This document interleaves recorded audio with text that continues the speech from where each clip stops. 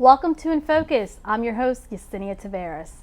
Thanks to the Wilmington Neighborhood Conservancy Land Bank and the City of Wilmington's Department of Real Estate and Housing, a new homesteader program now offers a select group of land bank-owned properties to home buyers who commit to renovating a home and using it for personal use for a period of at least 5 years.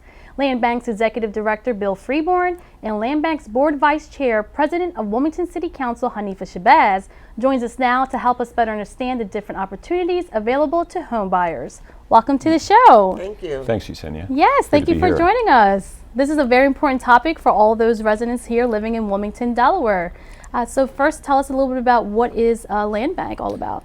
Well, the Land Bank is an organization that was put together, it actually began in 2016, and the focus is on dealing with the city's vacant, blighted, and abandoned properties throughout the city.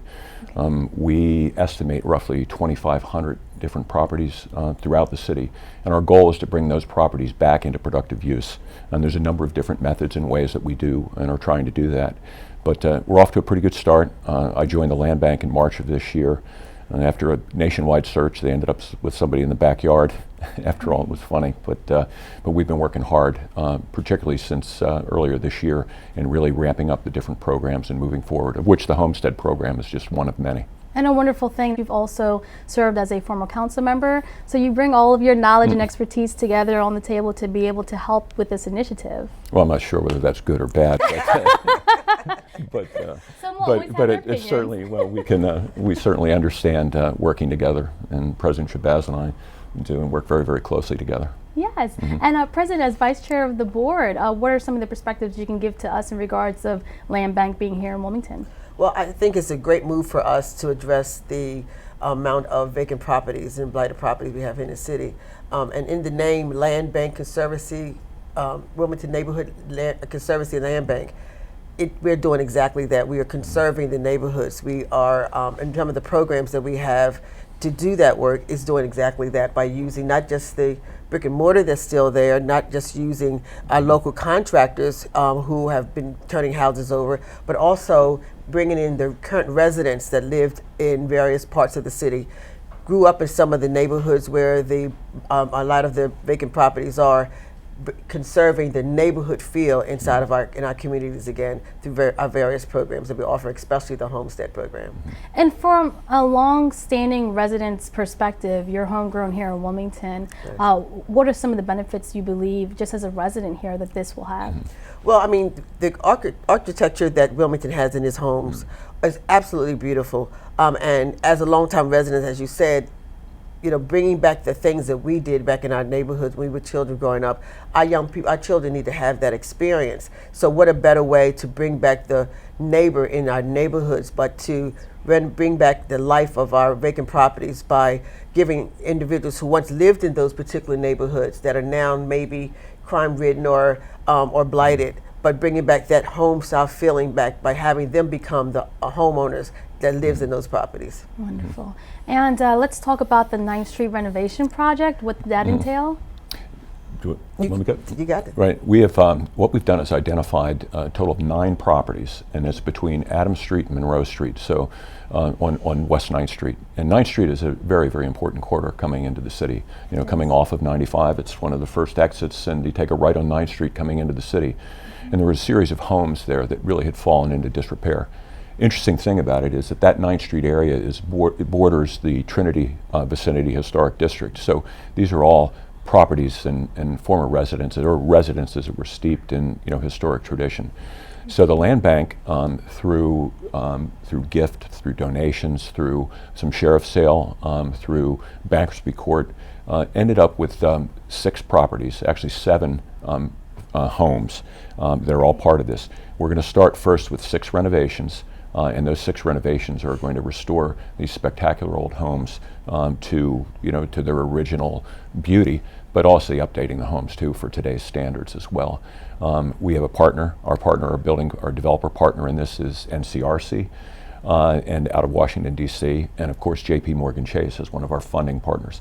Now, it's important to note that the Land Bank is not a developer. We're simply facilitators in the redevelopment and revitalization process. So we assemble the pieces to this puzzle to help make this a success. So we kicked off the initial stages of the an announcement of the revitalization project in June of this year. Now all of the pieces are in place, and this is a rendition of the 3 new townhomes that are going to be so it'll be 6 renovations and 3 new townhomes that and you can see it really kind of brings and incorporates and includes some of the historic looks and feel It does. It with new keeps it in construction. Yep.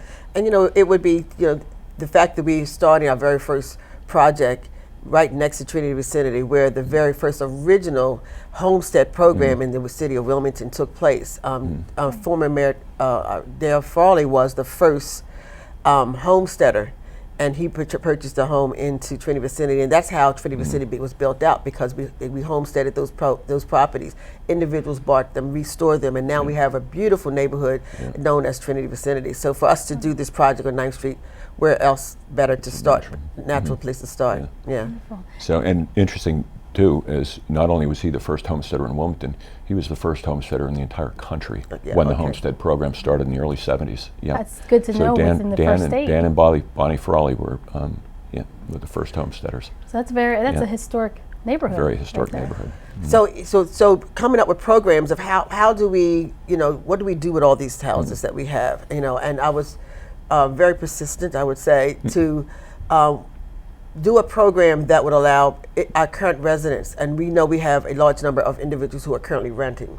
And so if you're renting the properties, and we know some of those rental properties could be in better condition than what they are, but people are paying maybe $800 to $1,000 a month rent. And if you can pay that much rent, you can pay a mortgage of that amount. And so how best to turn and build our neighborhoods back to be homeowners, but to come up with a homestead program, and that's what our program is all about, be able to get people to qualify with the necessary funding using a 203K type mortgage to do the necessary renovations to the property.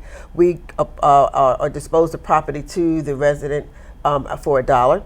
They come in with the homestead 203K mortgage renovation dollars, turn that property around, bring that neighborhood back online, and now we're not only bringing our neighborhoods back to be neighborhoods again with families and community, but we're also reducing the amount of renters that we have and building our home ownership stock with our own people, with our own residents. How important is that for one to think on that mentality level of really becoming a homeowner instead of a renter? And owning property and real estate. Well, that's how we're going to deal with wealth building. Owning land, owning property is how you build wealth. So not only does it turn our neighborhoods around, it not only does it reduce the amount of renters that we have in our community, but it also deals with the an increase of the income of our residents. With bringing those properties back online, the current homeowners that might be on that block, we partner them with some of our facade programming, will then afford us to the values of the houses in those neighborhoods goes up, which builds equity. In some instances, some of the individuals coming into the properties will come in with automatic equity to their home, and we know the value and importance of having equity. Okay. Well, I'll tell you, I think President Shabazz sells herself a little bit short on this, but this has been one of her dreams, and for as long as we've known each other. In fact, when we first met over a dinner years ago, before she even ran for council, we were talking about home ownership within the city of Wilmington. This was, right early 2000, I think. So it's been a while. Well, but the another homestead program was in Southbridge in almost 40 years ago. The neighborhood house renovated some properties that had been vacant for 20 years. I got one of those houses. So I know what me going into one of those homes, what it did for me, and was able to raise my girls, and been a resident of Southbridge for the past 40 years. And then I bought another home in Southbridge that was under foreclosure through a bank. And I used a 203K mortgage to renovate that property. So I'm saying, well, here's a great idea. I've been able to be blessed to have home ownership by using these type of tools. Why not make that available for our residents the same way? So that's how I came up with the idea of the homestead program and pitched it to the Land Bank Board, and we all ran with it, because I would say, Bill, and you could agree with me, that our mission is definitely in our name. We bring to conserve our neighborhoods, and who best to conserve a neighborhood but the people who live there. They might not live there currently, but that might be the block where you grew up or you was a child. And you know how that kind of lifestyle helped them, how could we bring that neighbor? The biggest thing is bringing the neighbor back in the neighborhood, and I think this program is doing quite well. You want to share some of the progress we've Yeah, had? we're off to a really good start, I think, with it. What we wanted to do was walk before we ran with this. We wanted to keep it very simple to start. We kicked off our first program, in August, and we had 150 people at our event, which was good. And the event, these are interested homeowners, and there were interested investors coming too, because with all this excitement we're seeing in the city, there's a renewed interest in the for-profit investors for moving back into the city as well. We let them know from the start that this program is focused right now on homesteaders and home ownership coming into the neighborhoods. And what we did is we identified the first 5 properties that are part of the mix, and we have a lot of properties in our portfolio, but we identified the first 5 properties. Now our goal was to use properties that, of course, need renovation. All the properties need renovation, in some cases very significant renovation, but our goal was to make sure that the renovation amounts were reasonable and that we could work it into a mortgage, into the 203K program, so that the people could walk in, the successful purchasers, after renovation will have some, as President Shabazz said, some built-in equity on this thing. So the great thing is the 203K program, and I'll explain that a little bit, is it's a mortgage program that's designed for taking your cost of renovations and rolling that into your mortgage. So the individuals will be able to acquire the house from the land bank in partnership with Real Estate and Housing for $1 for the home, qualify then for a 203K mortgage, and that 203K loan is to cover the cost of the renovations to the structure.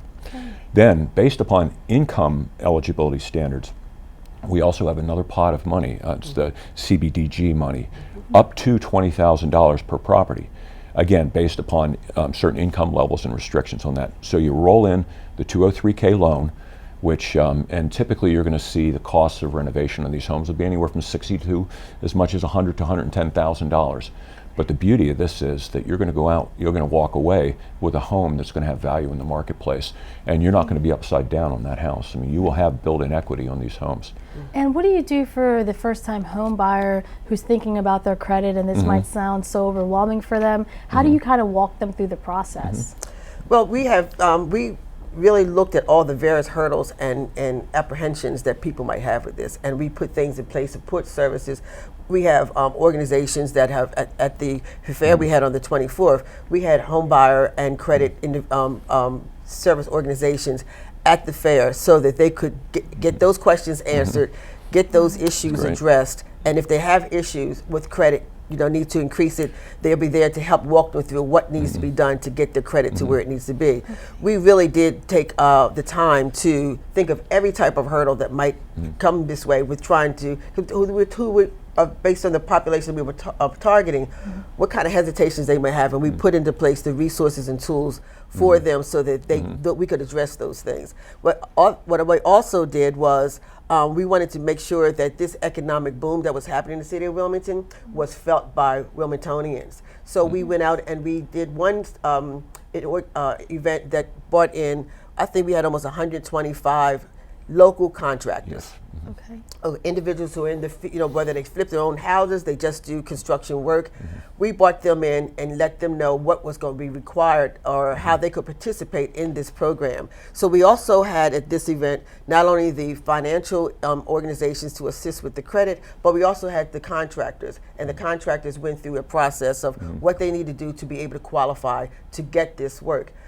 We really want to make sure that this program is Wilmington based, that not only are, like Bill said, there's investors all around looking at Wilmington because we're really booming right now, but we wanted to make sure that this opportunity was felt by local residents. They got the first opportunity. The work that came out of this program was done by local Wilmington contractors. And if they didn't have the capacity, we partnered them with some of the workforce development programs so that they can hire residents who are going through workforce development training, construction training, our current locals, that they could build the capacity, they would get the work. So this is definitely our way of ensuring. I know there's a lot of conspiracy thoughts of everything we're doing is gentrification, but we're not doing gentrification. We're doing neighborhood conservancy revitalization. So the Wilmington residents are getting the benefits of this activity, as well as our local businesses are getting the benefits of this activity. Yes, like the big three. You Yeah. are becoming a homeowner. You're also Building wealth. beautifying the neighborhood, and you're offering the opportunity for contractors to find work. Yes. And building wealth. And building wealth, Building most wealth, importantly. which is really, Right. And is there going to And be? this is interesting because this picture is, well, that's actually a good picture of one of the properties. But we have properties in all stages of disrepair, and you can see they're making, So one day that would It's, be a home for someone. for someone. Yeah, and it'll absolutely. be restored. Yeah. And the homeowner would actually be, are they actually part of the process to They see are, how the yes. home becomes? Oh yeah. Yeah, So and the it's- 203K program, not only is that then creates the mortgage piece of this thing for the individual homeowners, but there's a certification program for contractors too to become 203K certified. Okay. So the program that we did was to focus on the contractors to help them with their 203K certification process. The 203K program is a program that's out of the federal government, out of HUD. And so there are really strong standards. So what this is designed to do is help then eliminate or prevent the opportunities for contractor fraud and some of the other issues there. Okay. So all of these pieces, we've really worked Yeah. hard to try to assemble all the things to lead towards a successful program. So our fingers are crossed. We've had some early successes so far. In fact, just this week we locked in 2 more of our homestead buyers. You know, young couples, just really excited about making a difference and living in the city. Yes. So, yeah. And could you touch a little bit on gifting the property? What does that mean? Yeah, this is a really, really interesting program that we're working on right now, and I've been experimenting with. All of these houses that fall into disrepair all have a story. Right. And telling the story of these individual houses is something that's is part of the story of the neighborhoods. So I've gone in and I've looked, and a lot of these properties that are sitting there vacant and abandoned are owned by multi-generational owners. So the grandparents lived there 60 years ago. The house was then passed down to the next generation, and then it's gone to then the subsequent generation. So, and the kids or the grandchildren are spread across the country.